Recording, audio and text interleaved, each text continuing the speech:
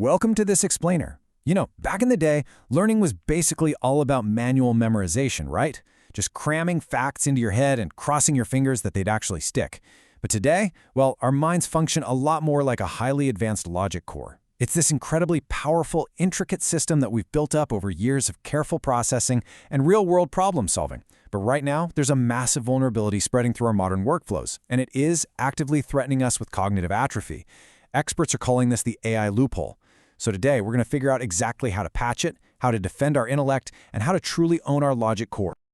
Okay, let's dive right into this. When you look at traditional human decision-making, it relies super heavily on accountability and metacognition. And metacognition is basically just a fancy way of saying thinking about how you think. But on the flip side, algorithmic automation offers us this really dangerous temptation: evasion and total abdication. The AI loophole actually triggers when we just surrender our complex decision-making over to a machine. We essentially lose all our accountability in the shadows of automation. And this is a huge deal. As the financial and consulting firm Capco points out, when AIs are deciders, do our laws adequately ensure accountability for those putting the AIs to work? Our entire legal and societal framework is built on the assumption that humans are the ones making the decisions. So when we use AI to completely bypass the mental heavy lifting, it's not just some legal trap where accountability vanishes into thin air. It is a critical, fundamental vulnerability in our own cognitive systems. So to fix this, we're initializing our core override protocols. Think of this as a system diagnostic for your brain. We're going to cover 1. The hidden AI loophole. 2. The illusion of learning. 3. Engineering productive struggle. 4. Recursive Socratic feedback loops. 5. Adversarial last mile logic. And finally, 6. Owning the logic core. Starting with Protocol 1, the hidden AI loophole, and how we end up submitting to the machine. Moving right along to Protocol 2, the illusion of learning, also known as the trap of the fast answer. To put this in perspective, there was a recent Harvard University physics study that proved students using AI tutors learned over twice as much material in less time. 2 times! That is a massive jump. But wait, here is the critical distinction.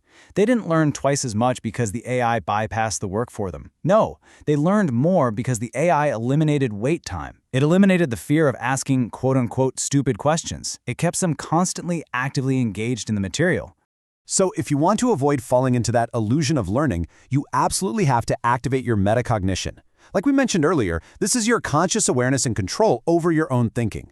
You essentially have to act as the system administrator of your own brain. This means actively planning what you actually need the AI for, monitoring its accuracy, critically evaluating its output, and adapting your strategy on the fly. Bottom line, you manage the AI. It doesn't manage you. Which brings us to Protocol 3, engineering productive struggle, and harnessing the power of the pit.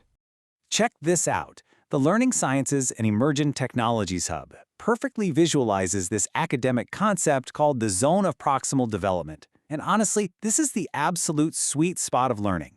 It's that perfect space right between tasks that are so easy they bore you to tears and tasks that are so overwhelmingly difficult they cause a total cognitive shutdown, brain melt. The goal here is to use AI to engineer friction, keeping us firmly planted right in this central hub. It's absolutely crucial to understand this exact boundary. Productive struggle keeps you challenged, but not defeated. And get this, it physically changes your brain. Your synapses fire intensely when you reflect on a mistake. But destructive frustration, that pushes you past the zone and straight into shutdown mode. Look, if you let AI just hand you a fast answer the second things get hard, you bypass that vital mental schema building entirely. Now for Protocol 4, Recursive Socratic Feedback Loops, or Human-AI Co-Regulation. If you want to stay in the loop, you need what we call the master tutor prompt. Whenever you interact with an AI, you must command it to teach you using the Socratic method. Tell it to assess your baseline knowledge first. Have it ask you guiding questions instead of just spitting out a lecture. And critically, instruct it to find the errors in your reasoning without just handing you the correct answer. This forces active recall and zeroes in on your specific blind spots. You can also pair this with the Feynman technique to create a recursive feedback loop. It's super simple. Step 1, you explain a concept to the AI in plain, simple terms, like you're teaching a 12-year-old. Step 2, you command the AI to point out exactly where your logic is flawed or incomplete. Step 3, you review those gaps. Researchers call this exploratory familiarization. Instead of the old days of manual memorization, you are actively forcing the AI to work for your cognition. You're iteratively refining your own understanding rather than letting the machine do the thinking for you. Next up, Protocol 5, Adversarial Last Mile Logic, bridging that final gap. So whenever human creativity clashes with machine automation, we're faced with this huge task of humanizing machine-generated content.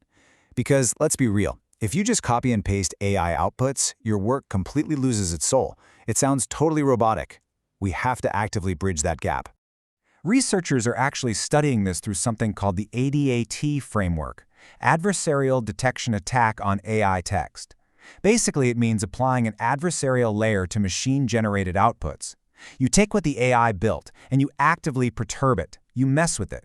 You inject your own nuances, your own emotional intelligence, and your own lived experiences to lower the predictable language perplexity of the AI. You are literally making it less predictable and less robotic. You have to actively humanize the content if you want to maintain your unique signature. Finally, Protocol 6, owning the logic core through fused co-creation. Ultimately, you have a choice between these two states. Are you going to engage in abdicated co-creation, basically becoming a self-automator who relies entirely on AI, just sitting back and watching your own skills decay? Or will you choose fused co-creation, becoming what researchers are literally calling a cyborg, someone who deeply integrates AI into their workflow through productive struggle, all while keeping their own human hands firmly on the steering wheel? Because at the end of the day, it all comes down to the golden rule of productive struggle. The one doing the work is the one doing the learning. Protecting the struggle isn't about being a Luddite or rejecting technology.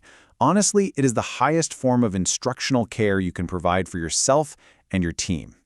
And we really need to recognize the rapid urgency of this paradigm shift. If we just allow AI to synthesize, to interpret, and to problem solve before we have genuinely tried to do it ourselves, guys, we are not the ones getting smarter. We are simply feeding the machine while actively starving the human mind. So, do the emotional labor. When the AI fails, and it will, or when it gives a generic bad output, don't just give up. Reanimate that dead data. Engage in boundary testing. Have a resilient interaction. Actually do the repair work with the AI. Because that friction, that messy back and forth co-regulation between human and machine, that is exactly where true innovation is born. Which brings us to our ultimate diagnostic check for today. I want you to look closely at your own daily habits. Have you surrendered your metacognition to the AI loophole, just taking the fast answer every single time? Or are you ready to engineer the struggle, bridge that last mile, and fundamentally own your logic core? The choice is entirely yours. Thanks so much for joining me on this explainer.